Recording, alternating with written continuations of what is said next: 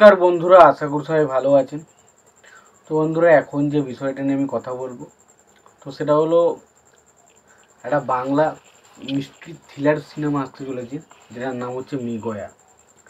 তো সেটার ট্রেলার বেরিয়েছে, সেটা কেমন লাগলো সেই বিষয় নিয়ে কথা বলবো।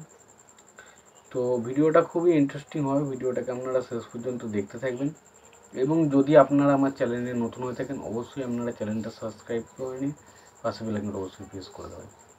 তো আমাকে যদি এক কথাই বলতে হয় মৃগয়ার ট্রেলারটা কেমন হয়েছে, আমি বলবো অনেক দিন পর বাংলায় এরকম একটা ট্রেলার দেখলাম, যেটা দেখে সত্যি বলছি ইচ্ছা হচ্ছে সিনেমাটা দেখার। তো সিনেমার গল্পটা যদি ছোট্ট করে বলি, তো দেখা যাচ্ছে এখানে একটা বাচ্চা ছেলে রয়েছে এবং তার মাকে কিছু মানুষজন ধারালো অস্ত্র দিয়ে মেরে দিয়েছে, এবং তাকে মারার পেছনে আসল কারণটা কী ছিল, এবং এই যে তার মাকে মারা হয়েছে এর পিছনে কে কে রয়েছে, কারা এর পিছনে দেয়, সেই বিষয়টা পুরোপুরি ইনভেস্টিগেশন করছে পুলিশরা। এবং শেষ পর্যন্ত তারা কি আসল সত্যতা বার করতে পারে, এবং এই যে বাচ্চা ছেলেটা যার কান্নায় চারিদিক ফেটে পড়ছে, তাই সে কি আসলে প্রাপ্য বিচার পায়, সেটা নিয়ে হচ্ছে সিনেমা, যেটার নাম হচ্ছে মৃগয়া। তো দেখুন, প্রথমত হচ্ছে সিনেমার আমার সব থেকে যেটা ভালো লাগে সেটা হচ্ছে সিনেমার ডায়লগগুলো। প্রত্যেকটা ডায়লগের মধ্যে একটা পাঞ্চ রয়েছে, এবং সেটা দেখুন অনেক সিনেমার মতো করে বানানোর চেষ্টা করা হয়েছে, বা সেটা পুরোপুরি ক্যাপচার করা হয়নি। সেখানকার একটা উপসর্গ নিয়ে একটা এখন বর্তমান টাইমের একটা টাইম লাইনের একটা ডায়লগ কিন্তু যুক্ত করা হচ্ছে, সেটা দেখতে ভালো লেগেছে। এবং স্পেশালি লাস্টে ওই যে বিক্রম, ওই যে সৌরভের গলায় ছুরিটা ধরে রয়েছে, ওই জায়গাটা জাস্ট টেরিফিক ছিল, টেরিফিক।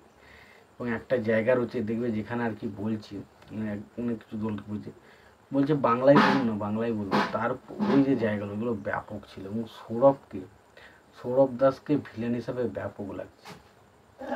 মানে দেখুন, ভিলেন আপনাকে টেরিফিক বানাতে হবে, আপনার লুক, আপনার গেট আপ, আপনার কথা বলার ধরন, যেন আপনাকে দেখে মনে হয় না ভাই এটা একটা ভয়ানক ভিলেন।